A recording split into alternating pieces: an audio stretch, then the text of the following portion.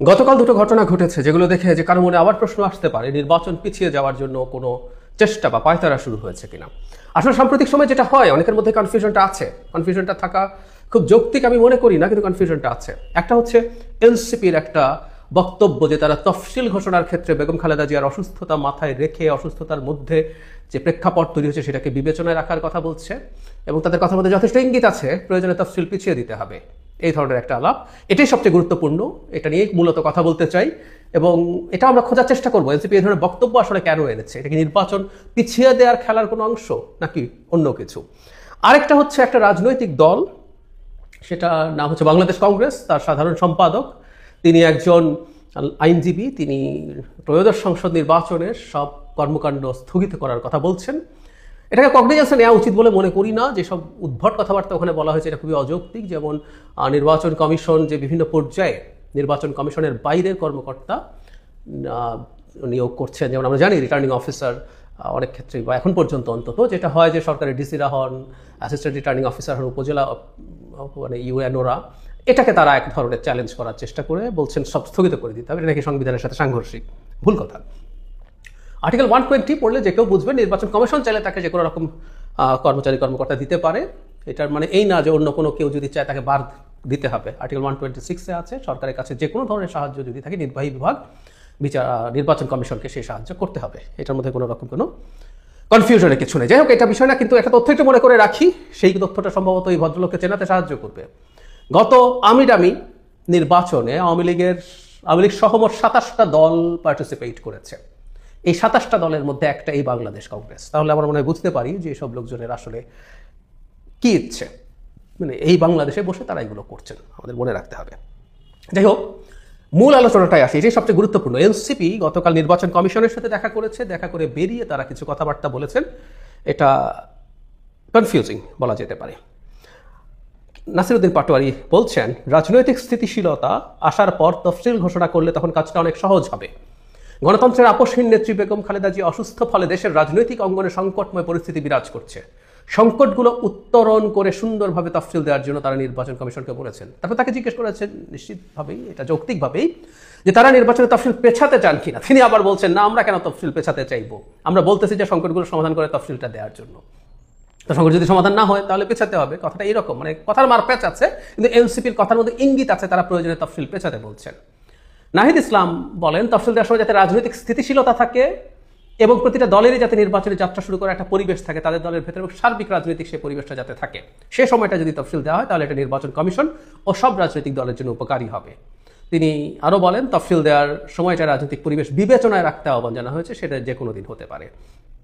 এই সপ্তাহে দিতে চাইছে, সেটার জন্য কি বলছেন, ওই একই রকম ব্যাপার, সেটা হচ্ছে প্রবাসীদের ব্যালট পেপারের জন্য এটা তাড়াহুড়া করছে বলছে। আবারও বলছেন তিনি পাটোয়ারি যে তারা বলছেন সংকটকে বিবেচনায় রাখার জন্য। আমরা যদি প্রচুর ঘোলাটে কথাবার্তা আছে, কিন্তু মূল কথা যদি বলি এর মধ্যে খুব ক্লিয়ার ইঙ্গিত আছে, তারা চান প্রয়োজনে নির্বাচনের তফসিল পিছিয়ে যাবে বেগম খালেদা জিয়ার শারীরিক অসুস্থতাকে কেন্দ্র করে যে সংকট, রাজনৈতিক সংকট বলছে তৈরি হয়েছে, সেটা বিবেচনায় রাখতে। আচ্ছা, আমরা প্রথমে এটা বোঝার চেষ্টা করি, বেগম খালেদা জিয়ার শারীরিক অবস্থাকে কেন্দ্র করে কি কোনো রাজনৈতিক সংকট তৈরি হয়েছে? কোন রকম সংকট আছে? আমরা খুব খারাপ সম্ভাবনা ধরে যদি আলোচনাটা করি সুবিধা হবে। আমরা ধরলাম উনির অবস্থা তো খুবই খারাপ, উনি চলে গেলেন আমাদের ছেড়ে। তো সেই পরিস্থিতিতেও কি নির্বাচনের তফসিল পিছিয়ে দেওয়ার মতো কোনো ঘটনা এটা হবে আসলে? বেগম খালেদা জিয়া আমাদের অত্যন্ত শ্রদ্ধার একজন মানুষ।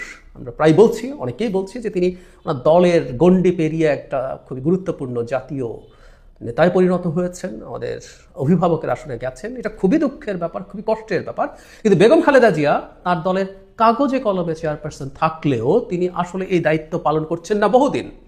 শেখ হাসিনার সময় যখন তিনি খানিকটা কেপেবলও ছিলেন, তার একটা বিরাট অংশ তিনি জেলে ছিলেন। পরবর্তীতে তার শারীরিক অবস্থা এমনটাই হয়েছে, শেখ হাসিনার সময় তিনি কাগজে কলমে বাইরে থাকলেও সেটা পুরোপুরি মুক্ত না। আর পরে তার শারীরিক অবস্থা 5 আগস্ট পরবর্তী সময়ে এতটাই খারাপ ছিল, তিনি আসলে চাইলেও পারেননি কোনোভাবেই এই দায়িত্ব পালন করার জন্য। দলটির ডিফ্যাক্টো চেয়ারপারসন আসলে জনাব তারেক রহমান, বহু বছর থেকে তিনি এই দায়িত্ব পালন করছেন। সুতরাং বেগম খালেদা জিয়া যদি আমাদের ছেড়ে চলেও যান, এটা এমন কোনো সংকট তৈরি করতে যাচ্ছে না যেটা রাজনীতিতে সমস্যা তৈরি করবে। তার চাইতে বড় কথা হচ্ছে এই, যদি সেটা হয়ও, এটা সমস্যা যদি কারো তৈরি করে, সেটা হচ্ছে বিএনপির সমস্যা তৈরি করবে। বিএনপি কি নির্বাচনের তফসিল পেছানো চাইবে?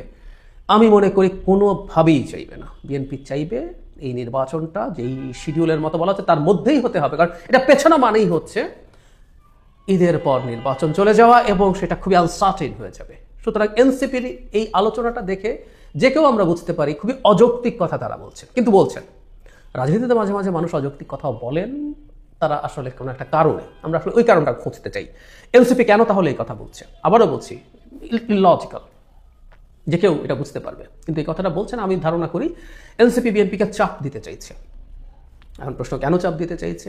আমার ইন্টারপ্রিটেশন, আমার অনুমান, আমার ব্যাখ্যা, এনসিপি বিএনপির সাথে নেগোসিয়েশনে গেছে এবং এই নেগোসিয়েশনের সময় যেটা হয়, বড় দল কতটুকু ছাড় দেবে না দেবে সেটা নিয়ে সে খুবই হিসেব নিকেশ করে। আর বিশেষ করে এবার তার এমন কোনো কম্পিটিশন নেই যে তার জন্য তাকে প্রচুর ইমেজ বিল্ডিং করতে হবে। বিএনপি খুব সহজেই বিভিন্ন জায়গায় জিতে যাবে।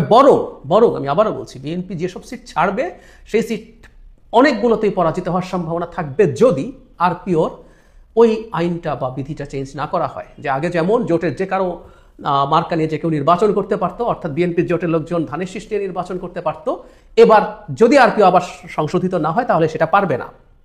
সেটা যদি না পারে ছেড়ে দেওয়া আসলে বেশিরভাগ ক্ষেত্রে বা অনেক ক্ষেত্রে পরাজিত হবে। বিএনপি যদি তার স্বতন্ত্রকে ঠেকাতে না পারে অনেক স্বতন্ত্রই হারিয়ে দেবে। আর ওই নিয়ম আসলেও এনসিপি সম্ভবত ধানের শীষ নিয়ে নির্বাচন করবে না, জোটে গেলেও শাপলাকলি নিয়ে করবে। সেই ক্ষেত্রে যদি বিদ্রোহী প্রার্থী দাঁড়িয়ে যায়, বিএনপি যদি নিয়ন্ত্রণ করতে না পারে, বহিষ্কার করতে পারবে, এর বেশি কিছু তো পারবে না, সেই ক্ষেত্রে পরাজিত হওয়ার সম্ভাবনা আছে। তো যে কথাটা বলছিলাম যে বিএনপি তাহলে যতগুলো সিট ছাড়বে বিরাট একটা অংশ হারানোর সম্ভাবনা থাকে, সেই সিটগুলো জামাত পেয়ে যেতে পারে। এই প্রেক্ষাপটে কতগুলো ছাড়বে না ছাড়বে সেটা নিয়ে সে হিসাব করবে খুব স্বাভাবিকভাবেই। সেই হিসাব যখন সে করবে তখন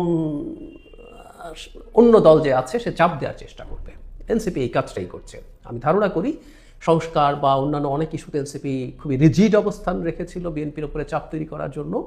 এখন এই তফসিল নিয়ে এই আলাপটা মূলত সেই কারণে। আমরা পত্রপত্রিকায় বা কোনো না কোনো জায়গায় মাঝে মাঝে এই খবরটা পাই যে তাদের ডিজায়ার্ড নাম্বার অফ সিটস তারা পাচ্ছেন না। খুব স্বাভাবিক, এনসিপি যদি অনেক বেশি সিট চায় বিএনপি কটা দেবে না দেবে এই বার্গেইন করবে এবং এটা রাজনীতিতে চলে, এটা চলেই। এবং এনসিপি এখন নির্বাচন ঘিরে একটা আশঙ্কা তৈরি করার চেষ্টা, অ্যাপারেন্টলি এই চাপ দিয়ে বিএনপির কাছ থেকে এনসিপি সম্ভবত কিছু প্রিভিলেজ চাইছে, কিছু মাইলেজ চাইছে। আমি এটা একটু বলে রাখলাম এই কারণে, আমাদের এই সব দেখেই না সবার মধ্যে এমনি লোকজনের মধ্যে কিছুটা কনফিউশন আছে। আমরা যতই বলি না কেন কোনো কারণ নাই, যখন ভাস্ট মেজরিটি অফ পিপল, আমি বেশিরভাগ মানুষের মধ্যে দেখি যে কিছুটা হলেও সংশয় আছে, তারা কনফিডেন্ট তা বলছি না, সংশয় আছে যে নির্বাচন হবে কি হবে না। তো সেটা হয়ে থাকে তার মানে তাদের পারসেপশনের কারণ আছে, কি কারণ সেটা নিয়ে আমরা আলোচনা করেছি। এই ঘটনাগুলো আরও বেশি কনফিউশন বাড়াতে সাহায্য করবে।